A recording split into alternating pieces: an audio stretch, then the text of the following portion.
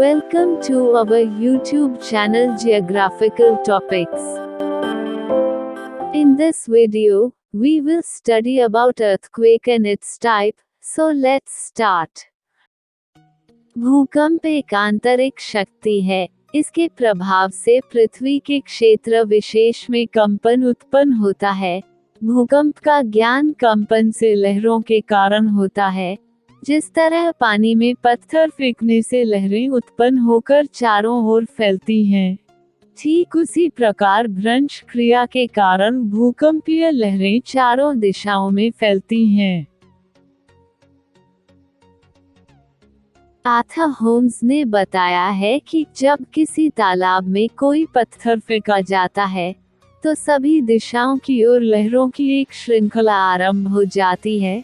इसी प्रकार चट्टानों के आकस्मिक विक्षोभ द्वारा विक्षोभ स्थल से सभी दिशाओं की ओर कंपन प्रारंभ हो जाते हैं। इन कंपनों का संक्रमण ही भूकंप कहलाता है। भूकंप की उत्पत्ति।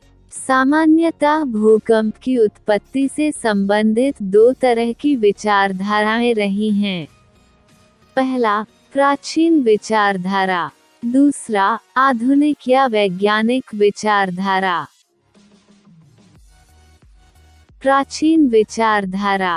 प्राचीन मतानुसार इसे दैवीय शक्ति का परिणाम माना जाता था।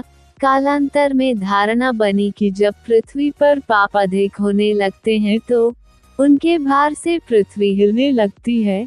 बाद में लोगों ने समझा कि पृथ्वी किसी जानवर के ऊपर रखी है। जब जानवर हिलता है तो पृथ्वी में कंपन होता है, जो कि बिल्कुल अतार्किक था। आधुनिक या वैज्ञानिक विचारधारा। आधुनिक विचारधारा के अंतर्गत भूकंप की उत्पत्ति के लिए विज्ञान ने निम्न कारकों को महत्वपूर्ण माना है। पहला, भूगर्भ में ऊंचे तापमान पर जलवाष्प एवं गैसों की क्रियाशीलता। पृथ्वी की गहराइयों में जब जल पहुंचने लगता है तो आंतरिक भाग गर्म होने के कारण इसको तीव्रता से भाप में बदल देता है।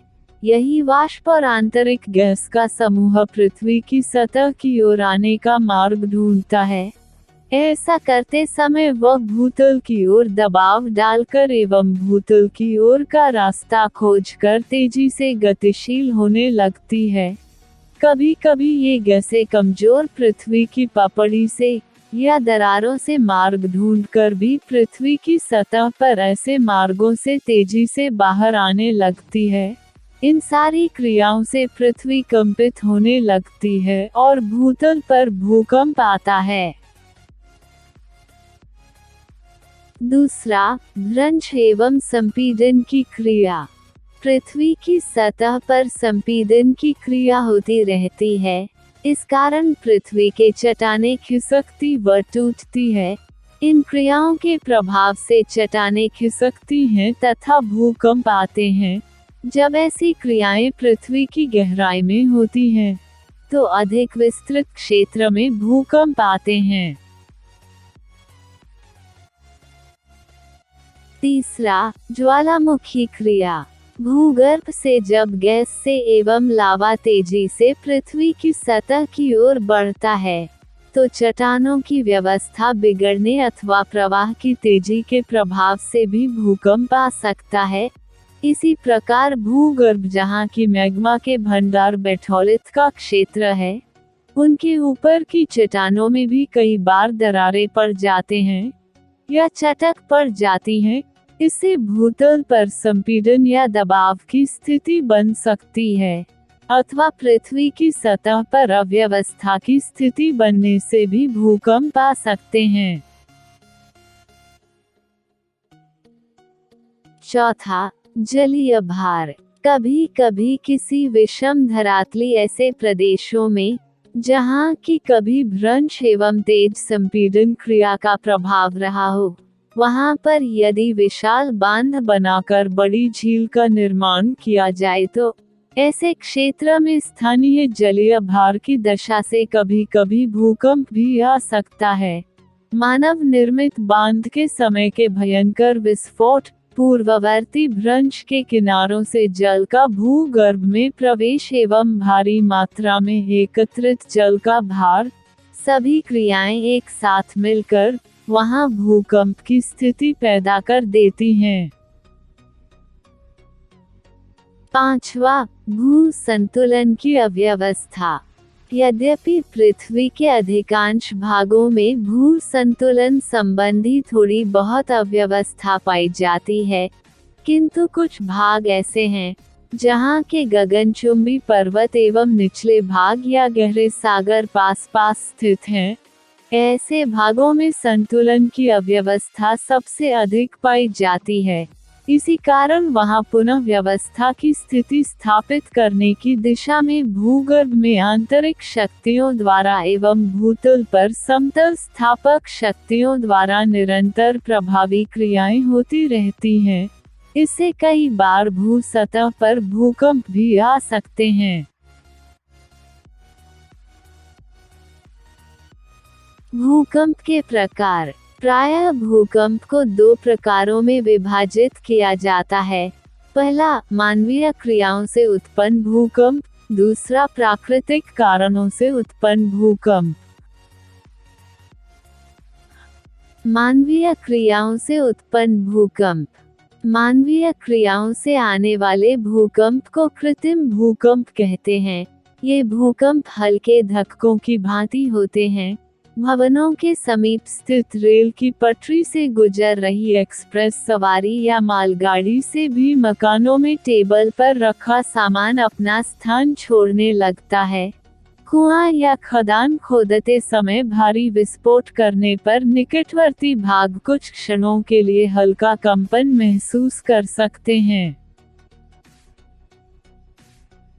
प्राकृतिक कारणों से उत्पन्न भूकंप। विभिन्न प्रकार के प्राकृतिक घटनाओं से भूतल पर कंपन होने लगता है। प्राकृतिक कारणों से उत्पन्न कुछ भूकंप के प्रकार बताए गए हैं। पहला, ज्वालामुखी भूकंप। केंद्रीय उद्गार के कारण ज्वालामुखी विस्फोट होता है, जिसमें तीव्रता से लावा तथा गैसें बाहर निकलती हैं, जिससे भूकंप की स्थिति उत्पन्न हो जाती है। इसी भांति मैग्मा एवं उससे संबंधित गैसें जब तेज उससे गति से दौड़ते हुए चट्टानों पर विशेष दबाव व तनाव डालती हैं तो इसके प्रभाव से भूतल पर भूकंप आ सकता है। दूसरा, पातालीय भूकंप। जब अधिक गहराई पर भूकंप की उत्पत्ति होती है तो उसे पातालीय भूकंप कहते हैं। ऐसे भूकंप की उत्पत्ति एवं विशेष शक्तियों के बारे में बहुत कम ज्ञान है, क्योंकि अधिक गहराई में होने वाली क्रियाओं का अनुमान लगाना आज भी कठिन है। तीसरा, विवर्तनिक या अभिवर्तनिक भूकंप। पृथ्वी की ऊपरी परत व सियाल परत में होने वाली भ्रंश व वलनकारी अथवा क्षैतिज एवं लंबवत शक्तियों को विवर्तनिक शक्तियां कहते हैं। इस कारण चट्टानें अपने स्थान से खिसक जाती हैं, जिससे धरातल पर दरारें, ब्लॉक पर्वत तथा भ्रंश घाटी बन जाती है। इस स्थिति में विनाशकारी भूकंप आते हैं। इससे कई बार भूगर्भ के पदार्थ, रेत, चट्टानें, गैसें आदि अनियमित रूप से निकलने लगती हैं। चौथा, भू संतुलन से संबंधित भूकंप। पृथ्वी के कमजोर भागों में जैसे परिप्रशांत प्रदेश एवं नवीन या अल्पाइन क्रम के पर्वतीय प्रदेश में भू संतुलन अव्यवस्थित स्थिति में रहने से वहां के भूगर्भ में अपेक्षित या अचानक विविध प्रकार की गतियां कार्य करती रहती हैं। इससे चट्टानें टूटती व पुनः व्यवस्था में आने का प्रयास करती हैं। इन्हीं क्रियाओं से यहाँ भूकंप आते हैं। आज के लिए इतना ही। मिलते हैं अगले वीडियो में। Good bye.